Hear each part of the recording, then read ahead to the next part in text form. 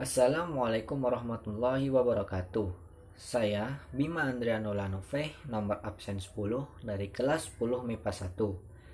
Pada kesempatan kali ini, saya akan mempresentasikan dan menjelaskan tentang muzaraah dan mukhabarah. Yang pertama, muzaraah.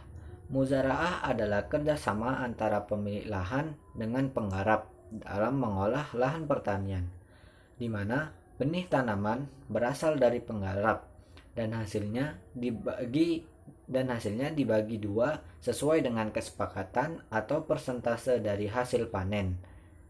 Yang kedua, mukhabarah. Sama dengan pengertian muzaraah, mukhabarah adalah kerjasama antara pemilik lahan dengan penggarap dalam mengolah lahan pertanian. Akan tetapi, benih tanaman berasal dari pemilik lahan dan hasilnya dibagi dua sesuai dengan kesepakatan atau persentase dari hasil panen. Kemudian rukun muzaraah dan mukhabarah ada sebagai berikut. Yang pertama, ada pemilik lahan atau tanah. Yang kedua, ada penggarap. Yang ketiga, objek al-muzaraah atau mukhabarah. Yang keempat, zigot.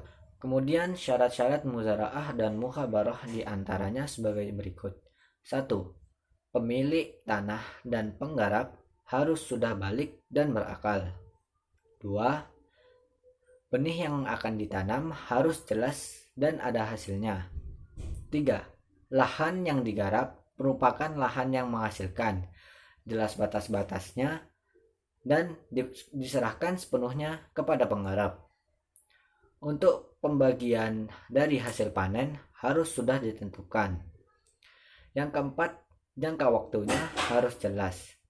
Yang kelima, ada alat-alat untuk bertanam.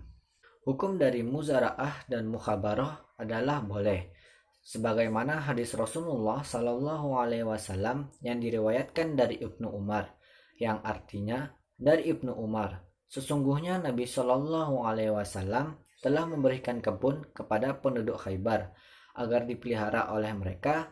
Dengan perjanjian, mereka akan diberi sebagian dari penghasilan, baik dari buah-buahan maupun dari hasil per tahun atau palawija. Hadis riwayat Muslim. Itulah pengertian dari muzaraah dan mukhabarah dari saya. Kurang lebihnya mohon maaf. Terima kasih.